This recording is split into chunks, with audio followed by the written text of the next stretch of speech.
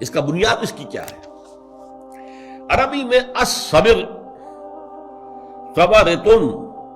اس کے معنی Alva, Alva بہت کڑوی شے ہوتی ہے،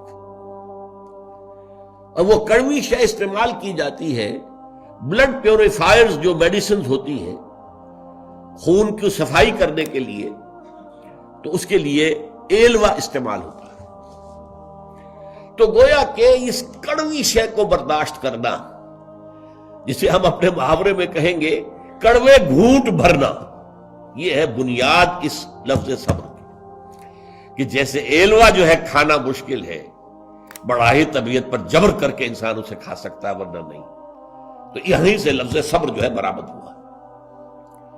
نمک کو بھی کہا گیا ابو صابر، نمک بھی ہلکا نمک تو خیر بہت اچھا ہمیں لگتا ہے سالن میں،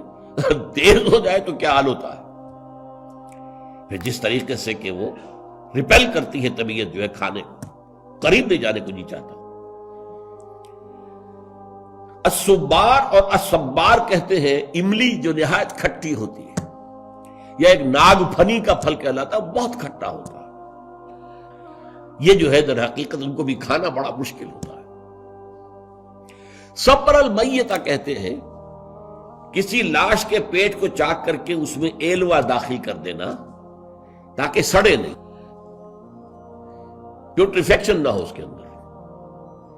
یہ جو ہے جیسے ہمارے خون کو صاف کرنے کے لیے یہ دوا کے طور پر استعمال ہوتا ہے، ایسے ہی میت کے اور ڈیڈ باڈی کے ڈیکمپوز ہونے کے عمل کو بھی روکتا ہے۔ تو یہ در حقیقت صبر کی جڑ ہے، صبر کی بنیاد ہے، صبر کا ایسنس ہے، صبر کا لب لباب۔